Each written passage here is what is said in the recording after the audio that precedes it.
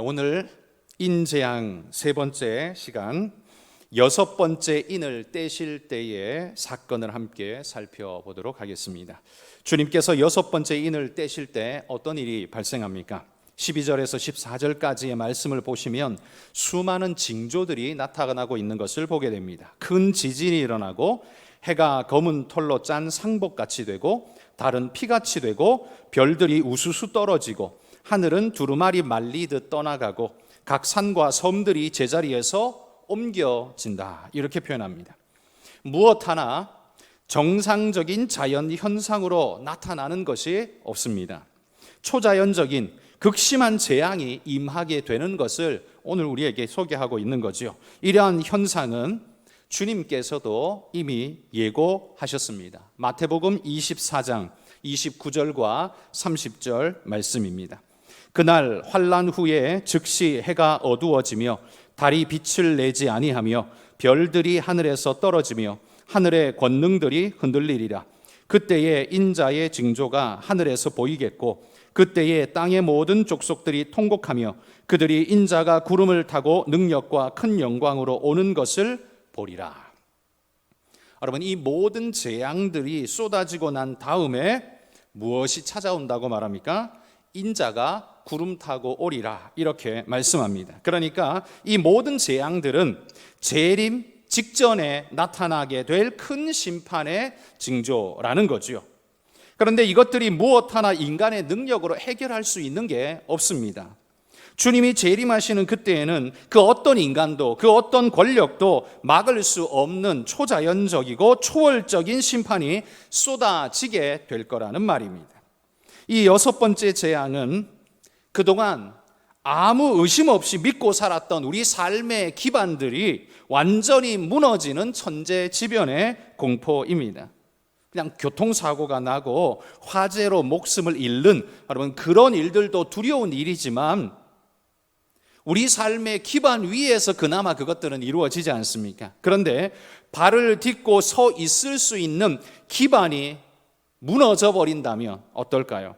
주님의 재림 때에는 우리가 당연히 그대로 있을 거라고 믿었던 삶의 기반 자체가 흔들릴 거라고 말합니다. 한마디로 계산할 수 없는, 그러므로 대비 불가능한 일들이 쏟아지게 될 거라는 말입니다. 여러분, 상상해 보십시오. 어느 날 여러분의 통장에, 모든 통장의 잔고가 0으로 찍혀버려 나온다면 어떠시겠습니까?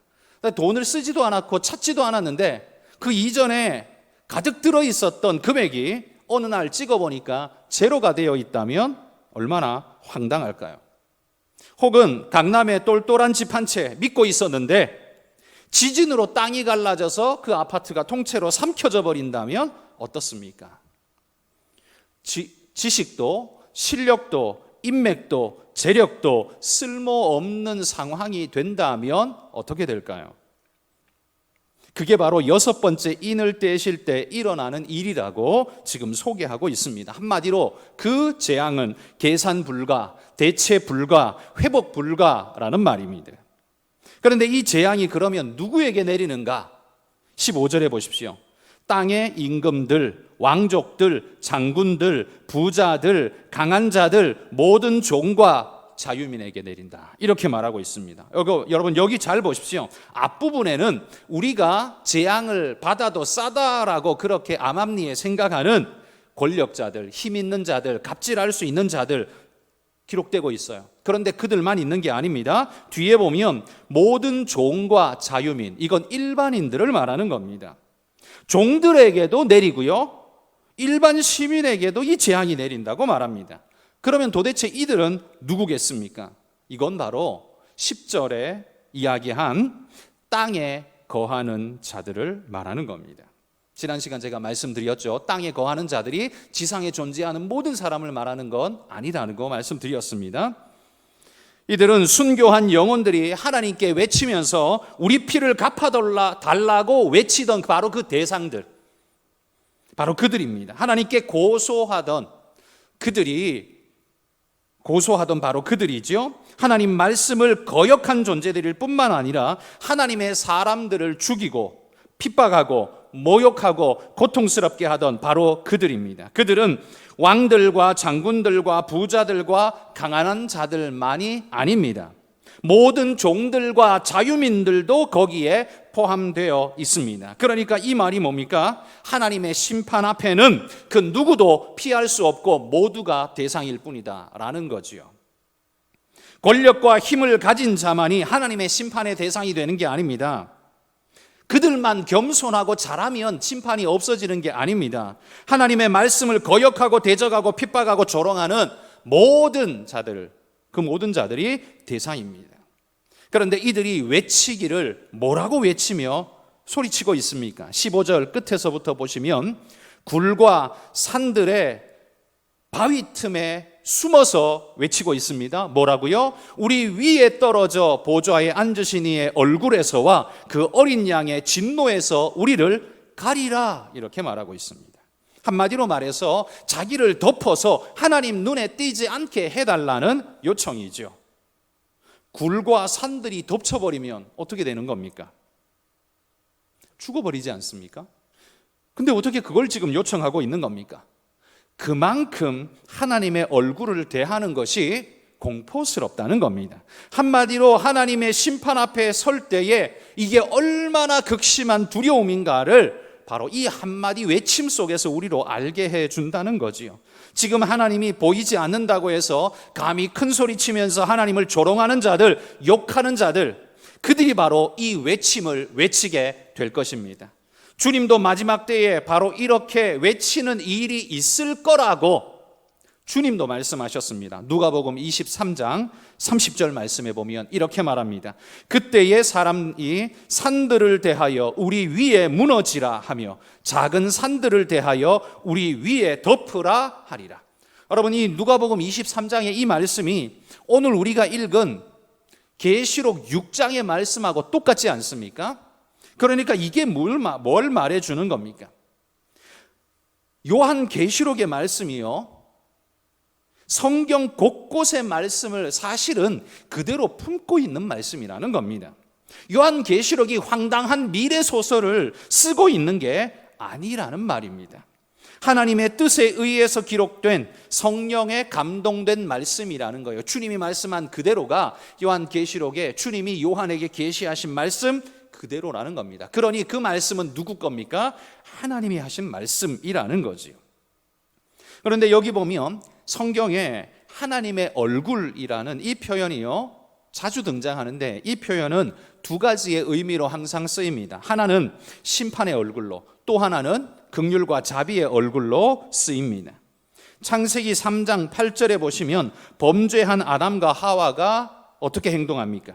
그들이 그날 바람이 불 때 동산에 거니시는 여호와 하나님의 소리를 듣고 아담과 그의 아내가 여호와 하나님의 낯을 피하여 동산 나무 사이에 숨은지라. 범죄한 인생이 하나님 앞에 보일 수 있는 불변하는 모습이 뭐냐? 바로 숨는 것이라고 말해줍니다. 왜요? 본능적으로 두렵기 때문입니다.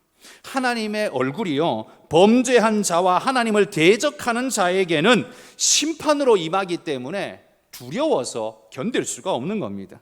그러므로 여러분, 하나님은 사랑의 하나님, 자비의 하나님이시기 때문에 심판과 죽음 같은 끔찍한 일은 하나님이 저지를 수 없는 것이다 라고 말하는 사람들의 말이 얼마나 비성경적인가를 주목하여 보십시오.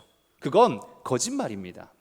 자기가 편한 대로 하나님을 조각하고 지금 각색하고 있는 겁니다. 하나님은 심판하실 수 있습니다. 왜냐하면 하나님은 공의의 하나님이기 때문에 그렇습니다.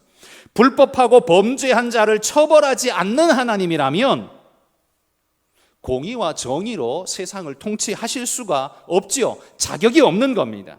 그건 하나님의 속성을 스스로 파괴하는 일이 되는 겁니다. 인간들이 자신의 죄를 덮고 심판 없이 넘어가려고 꾀를 부리는 교활한 말일 뿐이라는 겁니다. 여러분, 그러나 성경을 깊이 묵상하고 말씀 그대로를 믿는 사람들은 하나님이 사랑의 하나님이시지만 심판하시는 공의의 하나님이시라는 것도 분명히 믿습니다. 그게 정직한 신앙인이라는 겁니다.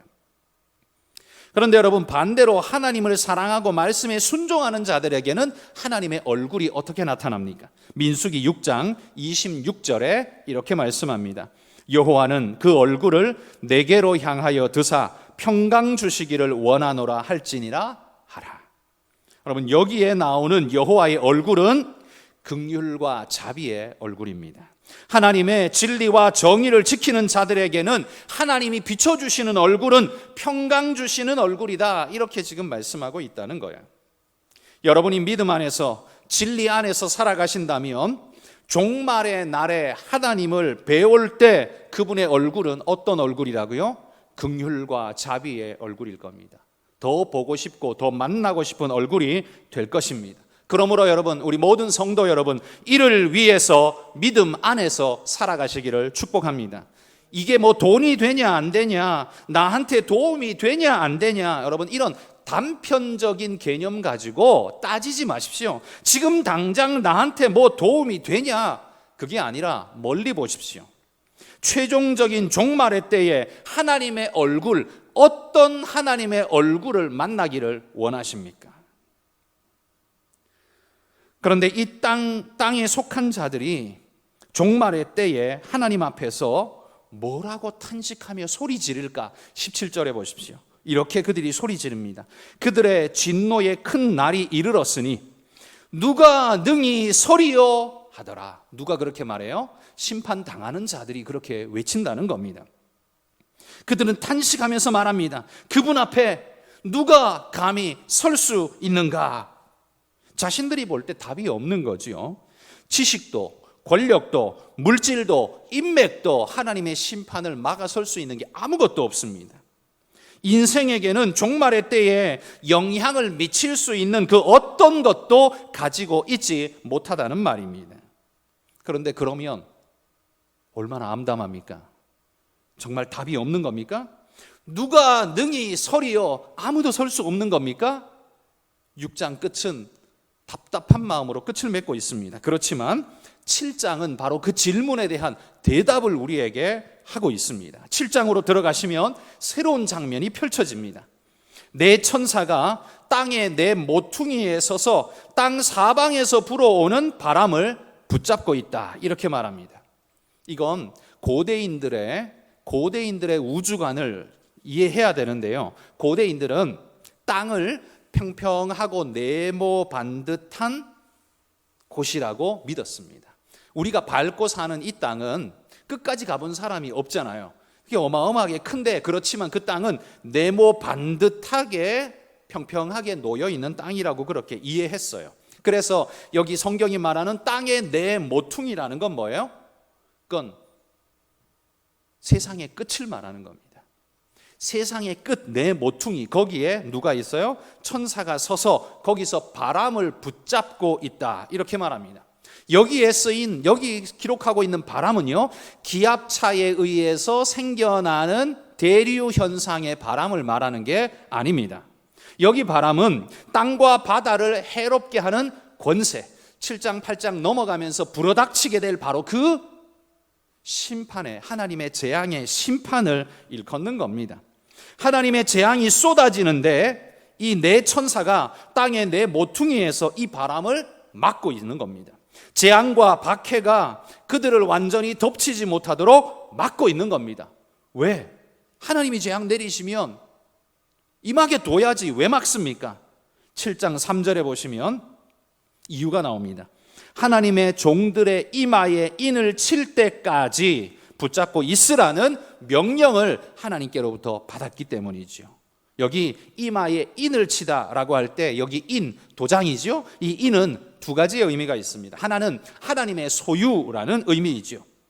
짐승들, 특별히 소 같은 것 귀에다가 구멍을 뚫고 혹은 불도장을 찍어가지고 자기 소유라는 걸 표시해 놓은 걸 아마 여러분들이 보신 적 있으실 겁니다. 이 인, 도장은 소유 의미이죠.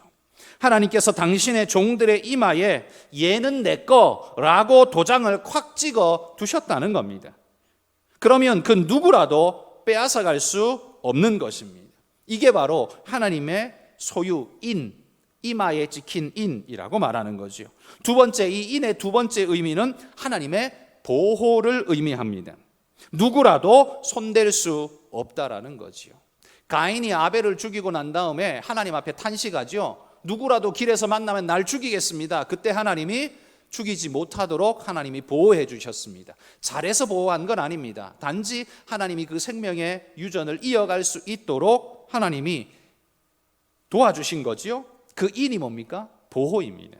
그래서 여기 성경에 나오는 인이라는 건 하나님의 소유와 보호의 의미를 가지고 있습니다. 이 하나님의 보호의 의미를 잘 나타내 주는 성경 구절이 이사야 49장 15절 16절에 이렇게 말씀합니다.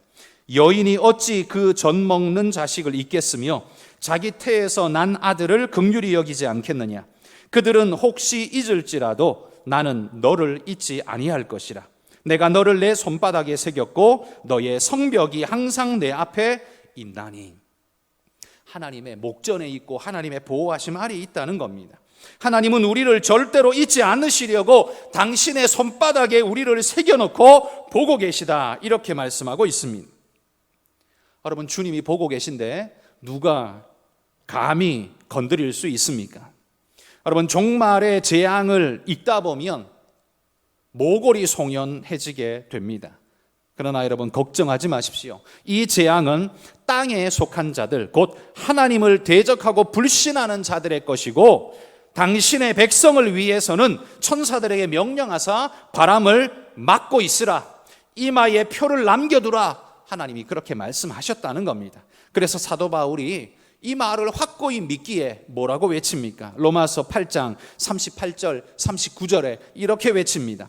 내가 확신하노니 사망이나 생명이나 천사들이나 권세자들이나 현재일이나 장래일이나 능력이나 높음이나 깊음이나 다른 어떤 피조물이라도 우리를 우리 주 그리스도 예수 안에 있는 하나님의 사랑에서 끊을 수 없으리라. 여러분, 이 사실을 믿으시기를 소망합니다. 재앙의 때를 읽다 보면 두렵죠. 무섭습니다. 그런데 하나님 말씀합니다. 내가 내 이마에 인친 내 백성들, 그들을 위해서 바람을 막고 있다. 그들에게는 하나님이 보호하시고 지키고 있다는 사실을 명확하게 성경이 우리에게 일러주고 있다는 겁니다. 그러므로 여러분, 이 계시록의 말씀을 읽을 때 우리는 두려움으로 읽는 게 아니라 오히려 감사함으로, 감격함으로 읽으시기를 소망합니다. 자, 그러면 이렇게 인침받은 숫자가 몇 명이라고 말합니까? 4절에 보시면, 7장 4절에 보시면 14만 4천 명이라고 말합니다. 그러나 지난번에 말씀드렸죠. 이건 물리적 숫자가 아니라 상징적 숫자라고 말씀드렸습니다. 12 곱하기 12 곱하기 1000, 구약의 12지파, 신약의 12제자 모두가 믿는 백성들이죠. 곱하기 1000, 충만의 수 1000, 그래서 14만 4천이라고 했습니다. 자, 그런데 오늘 본문 7장 5절에서 8절을 보시면 그 수가 어디에서 나왔냐? 이스라엘 12지파에서 각 12,000명씩 12지파가 나와서 14만 4천이 되었다, 이렇게 말합니다. 그러면 이방인들은 여기 전혀 포함되지 못하지 않습니까? 구약의 백성들만 거의 포함되어 있고 신약의 하나님 백성들은 다 제외된 것 같이 생각되지 않습니까? 그러나 여러분, 이 부분을 잘 보셔야 합니다. 자, 신약의 이스라엘 백성들을 우리가 뭐라고 부릅니까? 유대인이라고 부릅니다. 왜 유대인이라고 부릅니까? 그건 유다 지파로 구성된 나라 백성들이기 때문에 우리는 유대인이라고 부릅니다. 그러면 나머지 11지파는 다 어디 갔습니까? 그 지파들은요, 북이스라엘이 멸망당할 때 온 세상에 흩어져서 사라져버렸습니다. 정체성을 상실하고 이방화되어져 버렸습니다. 그리고 여기 요한계시록을 쓰고 있는 주후 95년, 약 주후 100년경에는 근근히 남아있는 그 유다 지파 백성들만 남아있고 다른 지파들은요, 다 흩어져서 지금 없습니다. 아마 그 유대인들의 뿌리는 지금으로 따지면 시리아, 이란, 이라크, 터키, 아마 혈통이 뒤섞여 가지고 곳곳에 있을 겁니다. 그들은 자기를 이스라엘의 혈통이라고 말할 수도 없는 존재가 되어 있습니다. 이때도 마찬가지였습니다. 구약의 11지파는 존재가 없어졌습니다. 한 지파만 남아 있습니다. 유다. 그런데 그러면 여기 각 12지파에서 12,000명씩을 뽑는다고 했는데 그럼 사라진 지파 어디서 12,000명씩 찾아온다는 소리입니까? 이게 불가능한 일이죠. 그러므로 여기 이 말씀은요, 구약 이스라엘의 12지파에서 12,000명씩 데려오겠다는 말씀이 아니라 이건 하나님께서 새롭게 만드신 새 이스라엘, 믿음으로 구원받은 새 이스라엘을 일컫는 말입니다. 그건 유대인이든 이방인이든 상관없이 어린 양의 피로 구속함을 받은 모든 사람들을 일컫는 거예요. 이들이 누구냐? 7장 9절에 보시면 이렇게 말해요. 이 일 후에 내가 보니 각 나라와 족속과 백성과 방언에서 아무도 능히 셀 수 없는 큰 무리가 나왔다, 이렇게 말하죠.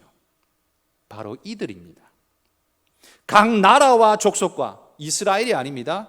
그 중에서도 유다 지파에서만이 아닙니다. 각 나라와 족속과 백성과 방언의 존재들, 온 열방의 모든 나라 백성들을 지금 일컫죠. 능히 셀 수 없는 무리. 그리고 그들이 14만 4천이라고 이름 지어진다는 거죠. 여러분, 14만 4천이면 제한된 백성이지 그게 어떻게 셀 수 없는 무리입니까? 이미 셌잖아요. 14만 4천이라고 이미 세었잖아요. 근데 셀 수 없는 무리는 또 뭡니까? 그러기 때문에 이 14만 4천이라는 게요, 물리적으로 딱 14만 4천 명만 구원받는다는 말이 아니라 이게 상징적 의미라는 겁니다. 많은 백성들을 일컫는 거예요. 그래서 셀 수 없는 큰 무리가 되는 겁니다. 또한 그들은 누구냐? 7장 13절에 보시면 그들에게 다른 이름을 주십니다. 흰옷을 입은 자들이라고 부르고 있죠. 이게 왜 중요하냐면요, 흰옷은 어린 양의 피로 죄 씻음 받은 가시적 표현입니다. 이 땅을 살아가는 우리는 누가 구원받은 백성인지 우리는 모릅니다. 교회를 같이 다닌다고 해서 100% 이 사람들이 다 구원받느냐? 그건 우리는 모릅니다. 그건 우리는 알 수가 없어요. 세례를 받은 사람이라고 해서 그들이 다 진정한 영적 세례, 일명 성령 세례, 불세례를 받은 사람이냐? 그거 우리가 몰라요. 모르지만 그 입술로 고백할 때 물세례를 줘요. 그렇지만 그들이 진짜 다 구원받은 백성이라고 우리는 알 수가 없습니다. 누가 알아요? 하나님만 아십니다. 그렇지만 우리는 세례받은 자가 다 구원받느냐, 물 세례받은 자가 다 구원받느냐, 그건 우리는 모르지만, 그러나 분명히 아는 건 여기 말하고 있는 어린 양의 피에 씻음 받은 자는 100% 구원 얻습니다. 제외될 수 있는 존재가 없습니다. 이들은 다른 말로 하면 마치 성령 세례 받은 자들이라고 표현해도 틀리지 않을 겁니다. 이들이 바로 이마에 주님이 인치신 그들이고 하나님이 거룩으로 흰옷을 입혀주신 구원의 백성이다 라는 말입니다. 그러므로 성도 여러분, 우리가 교회를 나온다, 지금 내가 교회를 다니고 있다, 여러분 그거 하나로 모든 것 해결했다라고 생각하시면 오산입니다. 그게 아니라 나는 정말 그리스도의 십자가 보혈로 구속받은 흰옷 입은 존재인가, 성령 세례 받은 존재인가, 하나님의 은혜에 거듭난 존재인가를 여러분 돌아보시며 하나님 앞에 늘 기도로 말씀으로, 주님 말씀으로 살아가는 분들이 되시기를 소망합니다. 여러분 6장을 마치면서 뭐라고 외쳤습니까? 두려움 속에서 외치던 그 땅에 속한 자들이 뭐라고 외쳤습니까? 누가 능히 서리요? 누가 능히 서겠는가? 절망의 탄식을 외쳤습니다. 그런데 계시록 7장은 그의 답을 주고 있습니다. 아무도 능히 셀 수 없는 큰 무리, 곧 흰옷 입은 자들이 능히 설 것이다. 능히 주님의 구원 앞에 설 것이다. 지금 이 이야기를 하고 있는 겁니다. 그들은 하나님의 심판의 때에 하나님의 얼굴 앞에 기쁨으로 설 것입니다. 그들에게 이 날은 진노의 큰 날이 아니라 구원과 감격의 큰 날이 될 것입니다. 종말의 심판 재앙을 여러분, 그러므로 우리 성도들은 두려움으로 맞는 게 아니라 기쁨으로 맞으시기를 소망합니다. 종말의 어떤 때에 이런 일이 있을 것이다. 아니요. 지금도 일어나고 있고요. 그것이 시간의 간격을 두고 일어나기 때문에 우리가 잘 못 느끼는지 모르지만 지금 우리 땅을 보십시오. 물난리, 불난리, 기근난리, 메뚜기 난리, 이 난리들은 마지막 때에 말씀하신 재앙의 때 아니겠습니까? 우리는 바로 그 한가운데를 살아가고 있다라고 생각하셔야 됩니다. 그러면 그리스도인들은 뭐라고 생각해야 됩니까? 주님의 재림이 진짜 목전에 이르렀구나. 우리가 지금 돈 계산하고 앉아 있을 때가 아니구나. 지금 땅 팔고 앉아 있을 때가 아니구나. 지금 아파트 매매나 하고 앉아 있을 때가 아니구나. 알으셔야 한다는 겁니다. 지금 이렇게 일어나고 있는 이때는 바로 주님의 재림이 목전에 이르러 있다라는 사실을 기억하고 우리가 어떻게 오늘을 살아가야 할지 아셔야 합니다. 교회를 삼키려고 혈안이 된 거 이상하게 여기지 마십시오. 이게 주님 재림 직전에 마귀가 혈안이 되어 설치는 증거입니다. 당연하게 받으셔야 됩니다.